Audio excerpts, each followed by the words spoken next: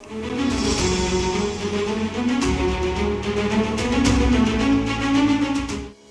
2014, when our government assumed the reins, আজ 1 ফেব্রুয়ারি budget পেশ করলেন অর্থমন্ত্রী সীতারামন। দেশের দশা বদলাতে দিশা দেখালেন অর্থমন্ত্রী। অন্তর্বর্তী বাজেটে রইল বেশ কয়েকটি উল্লেখযোগ্য পদক্ষেপ। সার্ভাইকাল ক্যান্সারের বিরুদ্ধে টিকাকরণের ঘোষণা। সার্ভাইকাল ক্যান্সারের বিরুদ্ধে টিকাকরণের ঘোষণা কেন্দ্রীয় অর্থমন্ত্রী নির্মলা সীতারামনের। তিনি জানিয়েছেন, সার্ভাইকাল ক্যান্সারের বিরুদ্ধে প্রতিরোধ গড়ে তুলতে টিকাকরণে জোর দিতে চলেছে কেন্দ্র। 9 থেকে 14 বছর বয়সী মেয়েদের টিকাকরণের প্রাধান্য দেওয়া হবে। সার্ভাইকাল ক্যান্সারের বিরুদ্ধে সার্বিক প্রতিরোধ গড়ে তুলতেই এই সিদ্ধান্ত নেওয়া হয়েছে। বুধবার সংসদে অন্তর্বর্তীকালীন বাজেট পেশ করতে গিয়ে এই ঘোষণা করেন নির্মলা। আয়করে কত ছাড়? প্রত্যক্ষ ও পরোক্ষ কর অপরিবর্তিত থাকছে। আজ অন্তর্বর্তী বাজেট পেশ করার সময় এমনই ঘোষণা করলেন অর্থমন্ত্রী। তিনি জানান, নতুন কর কাঠামোয় 7 লক্ষ টাকা পর্যন্ত কোনো কর লাগবে না। লোকসভা ভোটের আগে মোদী সরকারের অন্তর্বর্তী বাজেট পেশ। দ্বিতীয় মেয়াদের এটাই শেষ বাজেট। এ নিয়ে নানা জল্পনার মধ্যে আজ অর্থমন্ত্রী ঘোষণা করলেন, গত 10 বছরে প্রত্যক্ষ কর আদায় 3 গুণ বৃদ্ধি পেয়েছে। নতুন কর কাঠামোয় 7 লক্ষ টাকা পর্যন্ত কোনো কর লাগবে না। পুরনো কর কাঠামোয় আয়করে কোনো পরিবর্তন হচ্ছে না। প্রত্যক্ষ ও পরোক্ষ কর অপরিবর্তিত থাকছে। রেলের জন্য আলাদা কি? অন্তর্বর্তী বাজেটে রেলের জন্য সেভাবে বড় ঘোষণা এলো না, যার জেরে রেলের স্টকে দেখা গেল না গতি। তবে অর্থমন্ত্রী নির্মলা সীতারামন জানিয়েছে, দেশে 3টে রেল করিডোর চালু করা হবে। যাত্রীবাহী ট্রেনের ক্ষেত্রে বেশ কিছু উন্নত পরিষেবার আশ্বাস দিয়েছেন অর্থমন্ত্রী। প্রধানমন্ত্রী গতি শক্তি যোজনার আওতায় রেলের কাজগুলিকে আরও দ্রুত করা হবে বলে প্রতিশ্রুতি দিয়েছেন তিনি। একটি মালবাহী প্রকল্প তৈরি করা হবে বলে জানিয়েছে কেন্দ্র। পাশাপাশি 40,000 সাধারণ রেল কোচকে বন্দে ভারতে রূপান্তর করা হবে। বিমানবন্দরের সংখ্যা বেড়েছে। এভিয়েশন কোম্পানিগুলি 1000 বিমানের অর্ডার নিয়ে এগোচ্ছে বলেই জানিয়েছেন নির্মলা সীতারামন। বিনামূল্যে বিদ্যুৎ। প্রতি মাসে 300 ইউনিট বিদ্যুৎ সম্পূর্ণ বিনামূল্যে পাবেন ভারতের 1 কোটি পরিষেবা। এমনই ঘোষণা করলেন নির্মলা সীতারামন। অন্তর্বর্তী বাজেটে কেন্দ্রীয় অর্থমন্ত্রী জানান, বাড়ির ছাদে সোলার প্যানেল লাগিয়ে 1 কোটি পরিবারকে প্রতি মাসে বিনামূল্যে 300 ইউনিট পর্যন্ত বিদ্যুৎ সরবরাহ করা হবে। অযোধ্যায় রাম মন্দিরের সফল প্রতিষ্ঠার সৌজন্য স্বরূপ ভারতের প্রধানমন্ত্রীর পক্ষ থেকে এই প্রকল্প নেওয়া হয়েছে বলেই জানান নির্মলা সীতারামন। আশা কর্মীদের জন্য সুখবর। লোকসভা ভোটের আগে মোদী সরকারের শেষ বাজেটে আশা কর্মী এবং অঙ্গনওয়াড়ি কর্মীদের জন্য বড় ঘোষণা করা হলো। অর্থমন্ত্রী নির্মলা সীতারামন বললেন, এবার থেকে কেন্দ্রের আয়ুষ্মান ভারত প্রকল্পের সুবিধা পাবেন এরাও। সীতারামন তার কেন্দ্রীয় বাজেট বক্তৃতায় বললেন, আয়ুষ্মান ভারত প্রকল্পে সুবিধা এবার পাবেন আশা কর্মী এবং অঙ্গনওয়াড়ি কর্মীরাও।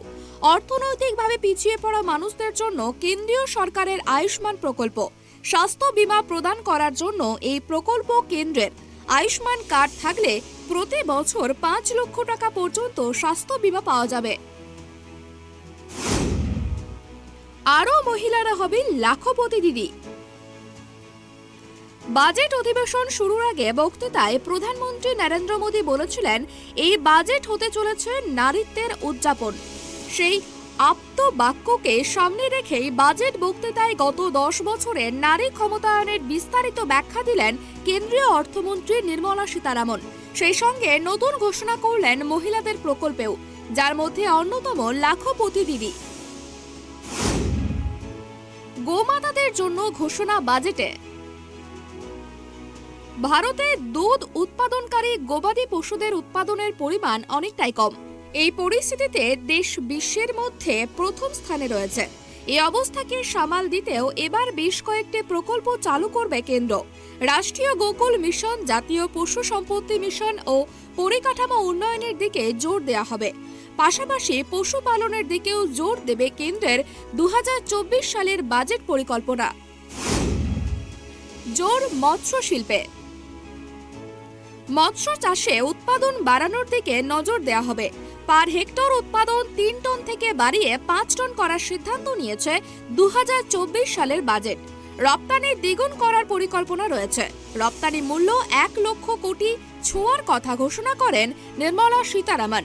অদূর ভবিষ্যতে 55 লক্ষ নতুন কর্মসংস্থানের কথাও ঘোষণা করেছেন অর্থমন্ত্রী নির্মলা সীতারামন। কৃষকদের জন্য বিশেষ উদ্যোগ। পিএম বিশ্বকর্মা যোজনা রূপান্তরকামীদের জন্য বিশেষ প্রকল্প ও উদ্যোগ নেওয়া হয়েছে। 11.4 কোটি কৃষকদের আর্থিক সহায়তা দেওয়া হবে। পিএম ফসল বীমা পেয়েছেন 4 কোটি কৃষক। 1369 মান্ডি তৈরি হয়েছে। 3 লক্ষ কোটির আর্থিক সহায়তা দেওয়া হয়েছে। ভাড়াটে কলোনিবাসীদের জন্য ব্যবস্থা। আবাস যোজনায় আগামী 5 বছরে আরো 2 কোটি বাড়ি তৈরিতে মধ্যবিত্ত শ্রেণীকে ভর্তুকি দেওয়ার ঘোষণা করেন তিনি।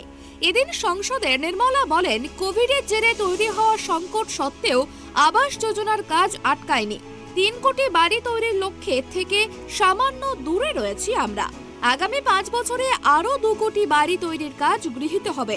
পরিবার বাড়ছে, তাই প্রয়োজনও বাড়ছে, সেই কারণেই এই সিদ্ধান্ত।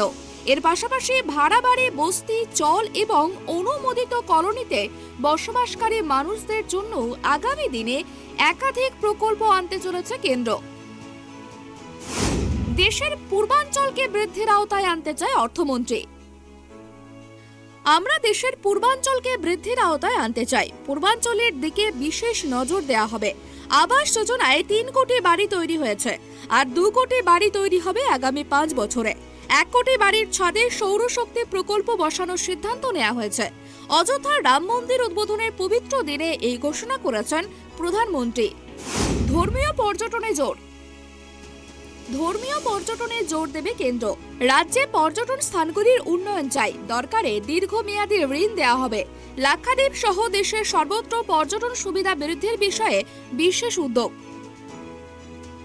Bureau report, tribe TV.